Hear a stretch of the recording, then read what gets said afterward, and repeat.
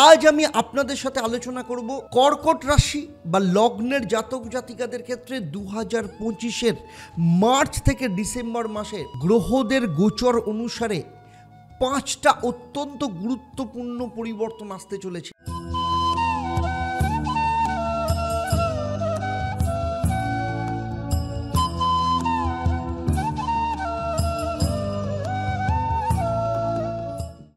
নমস্কার, আমি অ্যাস্ট্রো পণ্ডিত দেবদত্ত, অ্যাস্ট্রোনামা আচার্য Debdutta Facebook page এবং ইউটিউব চ্যানেলে আপনাদের সবাইকে স্বাগত জানাই।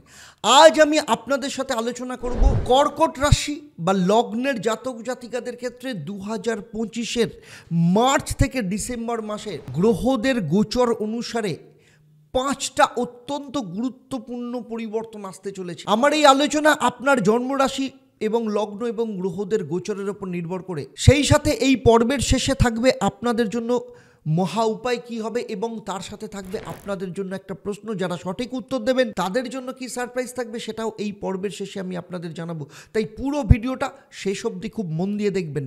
যারা আমার এই চ্যানেলে প্রথমবার, অবশ্যই চ্যানেলটাকে সাবস্ক্রাইব করার সাথে সাথে নোটিফিকেশান বেল আইকনটাকে প্রেস করে রাখবেন। আর যদি আপনি ফেসবুক পেজে দেখেন অবশ্যই পেজটাকে লাইক এবং ফলো করুন। দেখুন, মঙ্গল আপনার রাশির দ্বাদশ স্থানে অবস্থান করছে, অর্থাৎ মিথুন রাশিতে। কেতু রয়েছে কন্যা রাশি তৃতীয় স্থানে, রবি ষষ্ঠভাবে, অষ্টম স্থান কুম্ভ রাশিতে শনিদেব, আর নবম স্থান অর্থাৎ ভাগ্যস্থানে রাহু বসে রয়েছে এবং দেবগুরু বৃহস্পতি একাদশভাবে গোচর করছে। সবার প্রথমে বলবো শরীর স্বাস্থ্যের বিষয়। মার্চ থেকে আপনাকে চোখ সম্পর্কিত বিষয়ে, ইনফেকশন, দাঁত সম্পর্কিত সমস্যার ব্যাপারে খেয়াল রাখতে হবে। সেই সাথে পারিবারিক দিক থেকেও কিন্তু কোনো রকম ঝামেলা ঝঞ্ঝাট থেকে নিজেকে দূরে সরিয়ে রাখবেন।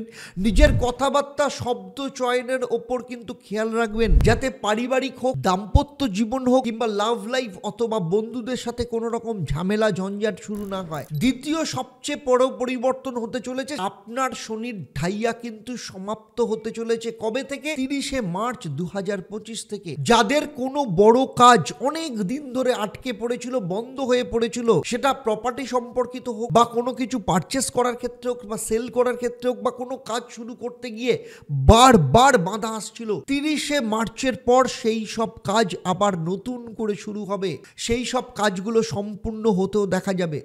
তৃতীয় পরিবর্তন, বৃহস্পতি দ্বাদশভাবে পরিবর্তন করবে, অর্থাৎ মিথুন রাশিতে 15ই মে 2025-এ। এরপর আপনার ক্ষেত্রে দূর ট্রাভেল বা লং ট্রাভেল হতে দেখা যাবে, অর্থাৎ বিদেশ যাত্রার যোগ আসতে পারে। আপনি কোনো ধার্মিক স্থানে যেতে পারেন। 15ই মের পর আপনি যতই টাকা পয়সা কম খরচা বা সেভিংস করতে চান না কেন, কোনো না কোনোভাবেই কিন্তু টাকা পয়সা সঞ্চয় করার ক্ষেত্রে আপনার বাধা আসতে পারে। আপনার খরচাও কিন্তু পাশাপাশি প্রচুর বেড়ে যেতে পারে।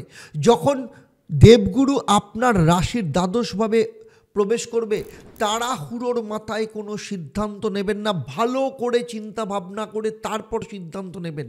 সেই সাথে যেই সব কর্কট রাশির জাতক জাতিকারা বিদেশে রয়েছেন তাদের ক্ষেত্রে জমি সম্পর্কিত বা প্রপার্টি সম্পর্কিত কাজ 2025-এর মার্চের পর কিন্তু যথেষ্ট ভালো দেখতে পাওয়া যাচ্ছে। কারণ বৃহস্পতির এই পরিবর্তন হওয়ার ফলে নতুন নতুন জিনিস আপনি শিখতে পারেন, নতুন ট্যালেন্ট আপনি এক্সপ্লোর করতে পারবেন আপনার নিজের মধ্যে, কিন্তু অনেক বেশি খরচা হবে।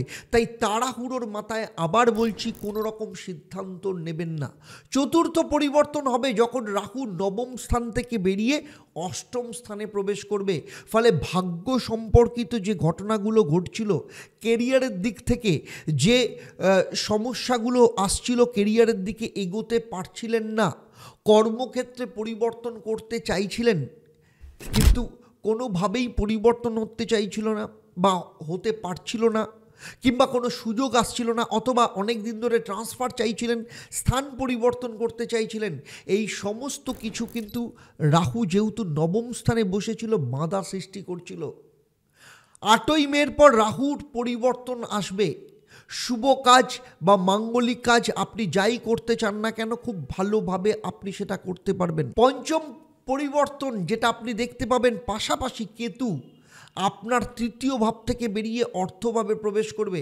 যদি কোনো রকম কোনো কমিউনিকেশন সম্পর্কিত বা কাউন্সেলিং সম্পর্কিত কোনো কাজকর্মের সাথে আপনি যুক্ত থাকেন, তাহলে কেতু কিন্তু সেখানে কিন্তু যথেষ্ট স্কিল্ড, যথেষ্ট চালাক একটা ব্যাপার, যথেষ্ট চতুরতার সাথে আপনাকে কিন্তু ভীষণভাবে কাজ করাবে, আপনার মধ্যে স্কিল ডেভেলপ করাবে।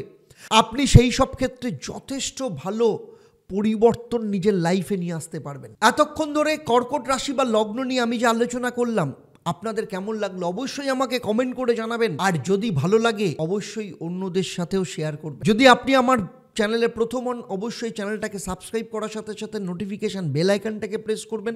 আর যদি ফেসবুক পেজে দেখেন অবশ্যই পেজটাকে লাইক এবং ফলো করতে ভুলবেন। এবারে আসবো আমি এই পর্বের প্রশ্ন। আমি এই পর্বে উল্লেখ করেছি রাহু এতদিন পর্যন্ত আপনার কোনভাবে অবস্থান করছে। আপনারা যারা সঠিক উত্তর দেবেন, আপনাদের মধ্য থেকে লাকি ড্রয়ের মাধ্যমে আমি 3 জন সঠিক উত্তরদাতাকে বেছে নিয়ে আপনাদের কিংবা আপনাদের পরিবারের কোনো একজন সদস্যের জন্মছক ও তার সমস্যা নিয়ে পরামর্শ দেব।